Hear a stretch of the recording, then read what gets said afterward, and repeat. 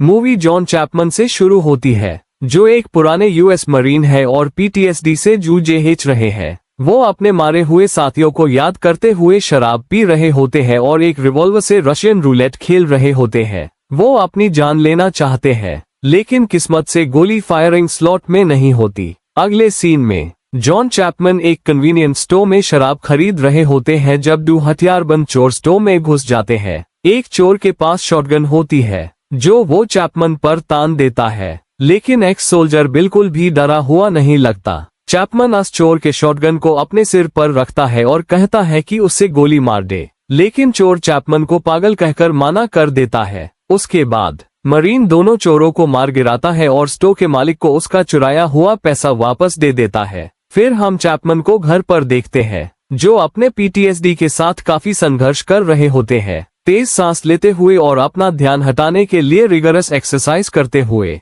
रात को जब वो सो रहे होते हैं, तभी दरवाजे पर नॉक सुनाई देता है और वो देखते हैं कि उनकी बहन सिंडी आई हुई है। अगले दिन दोनों साथ में डिनर करते हैं और सिंडी को पता चलता है कि जॉन अपनी पीटीएसडी की प्रिस्क्राइब दवाई नहीं ले रहे। जॉन कहता है कि वो ठीक है और उससे दवाई लेना वैसे भी पसंद नहीं। इसके उलट वो सिंडी से पूछता है कि वो ठीक है या नहीं। सिंडी कहती है कि वो ठीक है, लेकिन उसका बॉडी लैंग्वेज कुछ और ही कह रहा होता है। अगले दिन सिंडी वापस ब्राजील के लिए उड़ान लेती है और अगले सीन में हम दो पुलिस ऑफिसर्स को देखते हैं, जिसमें से एक का नाम कतरीना होता है। एक फावेला के बच्चे के थ्रू वो लोग एक बीच पर पहुंचते हैं, जहां उन्हें सिंडी का पीटा हुआ और खून से लथपथ शरीर मिलता है। खुशकिस्मती से वो जिंदा होती है और कतरीना तुरंत एम्बुलेंस बुलाती है। चैपमैन को मैनी रिडली से पता चलता है, जो उनका एक पुराना वेटरन और डिप्लोमेट दोस्त है, कि उनकी बहन को बुरा पीटा गया है। चैपमैन तुरंत ब्राजील जाने का फैसला करते हैं। अगले सीन में हम देखते हैं कि कैटरीना फेवेलस के लोगों को सोडस बांट रही होती है। जब गोलियां चलने लगती है तो वो और उसका पार्टनर तुरंत वहां पहुंचते हैं और देखते हैं कि डिटेक्टिव संतो और बरोरो ने पहले हाई सस्पेक्ट्स को पकड़ लिया है, लेकिन फावेला के लोग तुरंत ही पुलिस पर हावी हो जाते हैं और अपने हथियार अन पर तान देते हैं। संतो तुरंत कहता है कि उनके बेस्ट फाइटर को पुलिस के बेस्ट फाइटर के अगेंस्ट भेजे। वहीं पर एक शर्त राखी जाती है, अगर पुलिस हार जाती है तो वो सबको रिहा करके चले जाएंगे। अगर पुलिस जीत जाती है तो वो तब तक लौट कर आते रहेंगे जब तक सिंडी के अटैकर को ढूंढ ना ले।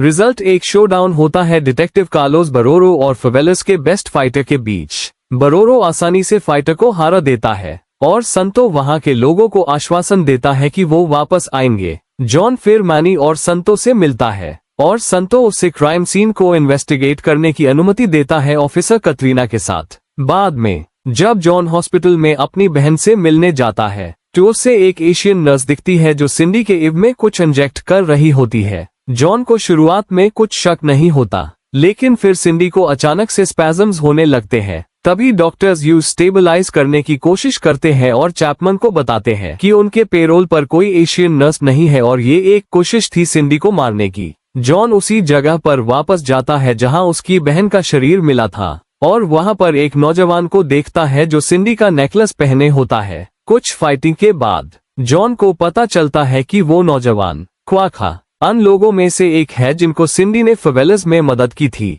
और ये नेकलेस उसका एक गिफ्ट था। कुका उसके बाद चैपमैन को सिंडी का जर्नल देता है, जिसमें कुछ पेजेस संदिग्ध तरीके से फटे हुए होते हैं। चैपमैन फिर सैंडपेपर का इस्तेमाल करता है ताकि उसमें छुपी हुई कोई सीक्रेट रिवील हो सके।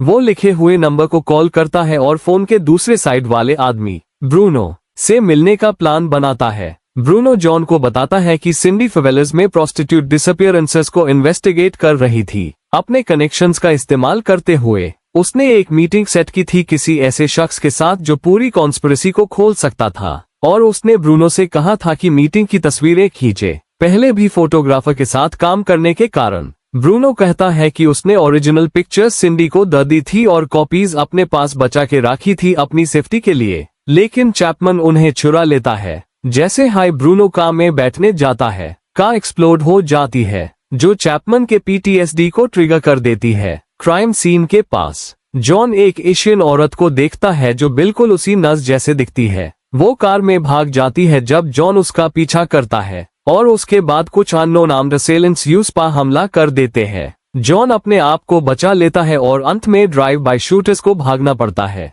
तभी चैपमैन और मैनी रिडली उन फोटोज को इन्वेस्टिगेट करते हैं जो जॉन को मिली थी। दोनों इस कंक्लूजन पर पहुंचते हैं कि याकुजा इसमें शामिल हो सकते हैं और वो एक नाइट क्लब जाते हैं जो याकुजा से कनेक्टेड होता है ताकि उस शख्स को ढूंढ सके जो सिंडी के साथ डील करता दिखा था। उन तस्वीरों में जॉन नाइट क्लब जाता है और एक आदमी डीजे लीमा से सामना करता है। लीमा चैपमैन को बताता है कि वो एक स्मगलर है और सिंडी ने यूज डील करते हुए पकड़ लिया था और इस बारे में उससे कन्फ्रंट किया था। सिंडी की बदकिस्मती से लीमा का क्लाइंट भी उन्हें देख रहा था और शायद सिंडी पर हुए हमले के पीछे उसी का हाथ था। लीमा फिर चैपमैन को बताता है कि उससे कहाँ जाना चाहिए। तो चैपमैन मैनी और संतो के साथ निकल पड़ता है। इसी बीच एक हिंसक रेड फेवेलास में शुरू होती है जिसमें सभी वांटेड क्रिमिनल्स को मारने की कोशिश की जा रही है। उसकी हिट स्क्वाड फेवेलास में तबाही मचाते हुए देखी जा सकती है, बिना किसी रहम के कई लोगों को मारते हुए। चैपमैन यूएस शानदार विला तक पहुंचता है जो लीमा ने उससे बताया था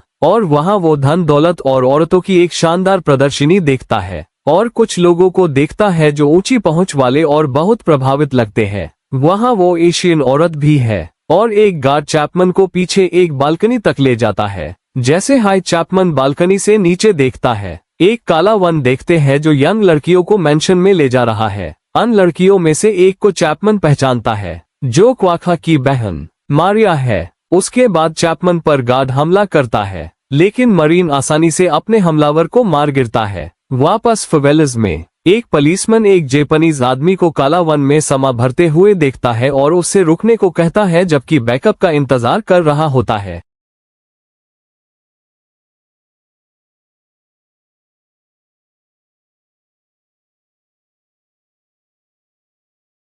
संतो और बरोरो उस जगह पर पहुंचते हैं जहां पुलिसमैन उन्हें सिचुएशन के बारे में बताता है। संतो क्रिमिनल को गोली मारने वाला होता है जब वो अचानक से अपनी बंदूक यंग पुलिसमैन पर तान कर उसके सर पर गोली मार देता है। संतो और बरोरो को तब पता चलता है कि वो उस जापानीज औरत के साथ काम कर रहे हैं जो सिंडी पर जानलेवा हमला करने की कोशिश कर चुकी थी। और एक हैरतअंगेज ट्विस्ट में पता चलता है कि संतो ने ये रेड इसलिए शुरू की थी ताकि वो उन लोगों को मार सके जिन्होंने सिंडी से उनके पीडिफाइल रिंग ट्रेड के बारे में बात की हो। याकुजा ने संतो की सेवाएं इसलिए राखी थी ताकि सभी सबूतों को मिटाया जा सके और वो जापानीज औरत संतो को बताती है कि उसका पेमेंट डॉक्स पर उसका इंतजार कर रहा होगा। मेंशन के गार्ड्स चैपमैन को हंट करने लगते हैं जब उसने वो जगह ढूंढ ली जहां लड़कियों को बंधक बनाकर रखा था। इसी बीच बड़े गुंडे बॉस हमामोटो उस जापानीज औरत को हॉस्पिटल में सिंडी को खत्म करने का ऑर्डर देता है। इसी बीच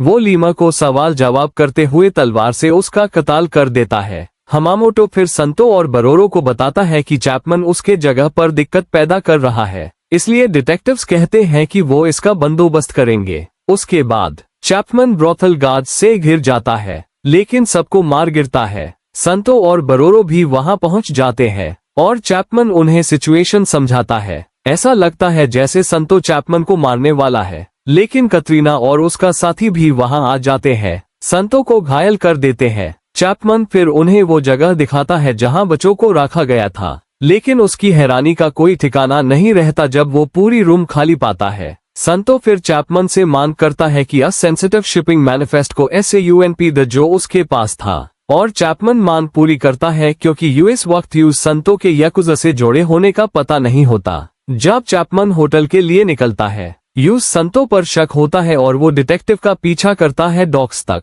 याकुजा का असैसिन तब तक सिंडी को मारने वाला होता है जब उसका काम कतरीना के हाथ से खत्म हो जाता है। चैपमैन डॉक्स पर पहुंचता है जहां यूज संतो, बरोरो और हमामोटो जापान के लिए शिपिंग के लिए तैयार मिलते हैं। वो मैनी रिडली को सिचुएशन के बारे में बताता है और बैकअप मांगता है लेकिन पुलिस को रेडियो ऑस करने से मना करता है क्योंकि संतो डबल एजेंट है। चैपमैन फिर वेयरहाउस के अंदर जाता है और खुद अकेला कई गुंडों को मार गिरता है। एक शानदार लड़ाई दिखाते हुए संतो और बरोरो फिर यूएस पर हमला करते हैं। चैपमैन संतो को कुछ क्रेट्स के नीचे दबा देता है लेकिन फिर बरोरो से एक खतरनाक एकल लड़ाई करता है। एक जबरदस्त लड़ाई सीन होता है जिसमें डिटेक्टिव और एक्स मरीन के बीच मारपीट होती है। बरोरो अपने एथलेटिज्म को दिखाता है लेकिन चैपमैन उस हराने में सफल होता है। संतो फिर से छुटकारा पाता है और चैपमैन पर हमला करता है लेकिन सोल्जर यूज भी आसानी से हरा देता है। संतो और बरोरो एक साथ उठते हैं और जब चैपमैन दोनों को घूर रहा होता है वो हमामोटो की तलवार के एक करीब से कटने से बच जाता है। तीनों फिर एक साथ उस पर हमला करते हैं और एक जबरदस्त फाइट होती है। चैपमैन को मुश्किल होती है लेकिन फिर भी संतो पर मुक्कों की बारिश कर देता है। संतो की रिब्स तोड़ देता है और उसकी चाकू बरोरो के पाउंड के थ्रू मार देता है। चैपमैन फिर हमामोटो से अकेला लड़ता है। मरीन 2 सिरेमिक पाइप्स को बैटन की तरह इस्तेमाल करता है और तलवार चलने वाले हमामोटो से लड़ता है। याकुजा बॉस चैपमैन को एक चोट दे देता है लेकिन चैपमैन फिर उस पर पलटवार करता है और उस घुटनों के बाल गिरा देता है। फिर भी याकुजा बॉस एक बंदूक निकालता है और चैपमैन को गोली मार देता है, कहकर कि उसकी बहन ने उससे ज्यादा लड़ाई की थी। ये सुनने का चैपमैन को गुस्सा आ जाता है और वो उस पर जबरदस्त अटैक कर देता है और कुछ जल्दी से पाइप शॉट्स मारकर उस हरा देता है। हमामोटो फिर उठता है लेकिन चैपमैन उससे कई बार गोली मारकर खत्म कर देता है। मरते वक्त सेंटो सिंडी पर हमला में अपनी भागीदारी से इनकार करता है। चैपमैन को एक लॉकर की चाबी देता है जिसमें सबूत होते हैं और अपनी जान लेने के लिए बंदूक मांगता है। चैपमैन सहमत होता है। मरीन बची हुई लड़कियों को भी बचता है और जब पुलिस आ जाती है तो सबको सुरक्षित जगह ले जाता है। सिंडी को होश में आते हुए और ठीक होते हुए दिखाया जाता है लेकिन उसके सर पर गंभीर चोट है जो ठीक होने में कई साल लगेंगे। बाद में एक कैफे में रिडली चैपमैन को स्टेट डिपार्टमेंट में एजेंट बनने का ऑफर देता है जो वो स्वीकार कर लेता है ताकि स्टेट उसकी बहन का ध्यान रखे।